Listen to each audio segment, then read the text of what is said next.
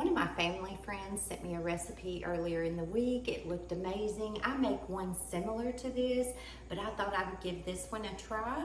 And we're gonna put this together, and I'm gonna try to do it a little bit quickly because she's down for a nap this morning, my granddaughter, and I wanna get it done before she wakes up. I've got my big boy crock pot out this morning because I'm gonna make something else in the other crock pot that I typically use. So if y'all think I got a new crock pot, no, I did not. I just used my old faithfuls. Okay, so the first thing I like to do is go ahead and oil down that crock pot. It really does help it to keep from sticking. Now you can use the plastic liners if you like. I just don't like them. That's my choice, you do you. And I've got 4 partially frozen chicken breasts that I actually washed this morning, and I'm going to lay them in the crock pot. The original recipe called for 2 pounds of turkey, I think. I just saw the ingredients and I'm just winging it. So I'm gonna put those in the bottom of the crock pot. Wash my hands. Okay, so now I've decided I want to add some celery and onion to this recipe because it didn't call for it, but I'm gonna add that in there. And I've got half of a medium yellow onion diced and 2 stalks of celery.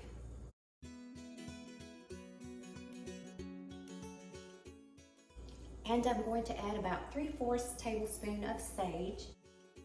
Grab a big bowl. Open up a can of cream of chicken soup. And low sodium's probably best, but I don't have that. And now we're going to add some sour cream. I can't remember what the original recipe said, but I'm going to actually add about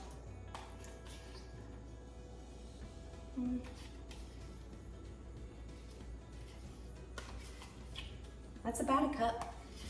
So I added a cup of sour cream. I'm going to add, let's measure this.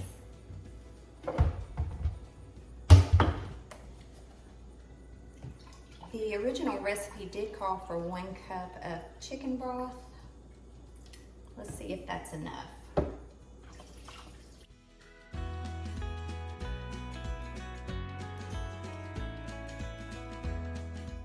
Okay, I think that's plenty. Okay, now we're gonna open up our box of stovetop stuffing mix. Add that to the mix. It has celery, turmeric, and parsley.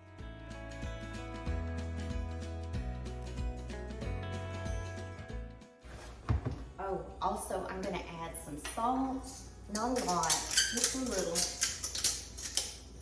And lots of pepper. I love my pepper. Y'all, my baby girl started daycare yesterday. I say my baby girl, my granddaughter, and she is exhausted. She never takes this long of a nap in the morning, but I'm just gonna let her sleep. Okay, now we're just going to pour this on top. I tell you what I'm gonna do. I am going to add just a little bit of chicken broth to the bottom of this. Now we're just going to pour this on top.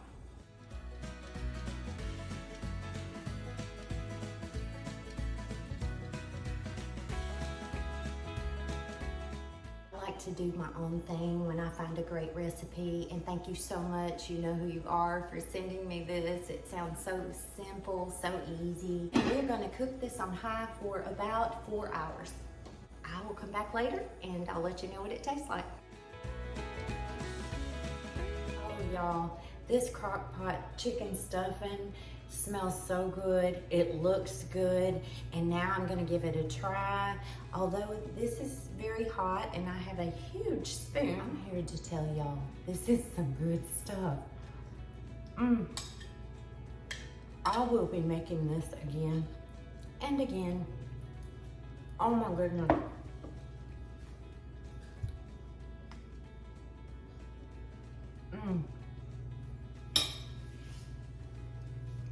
Typically, we always make homemade dressing at our house.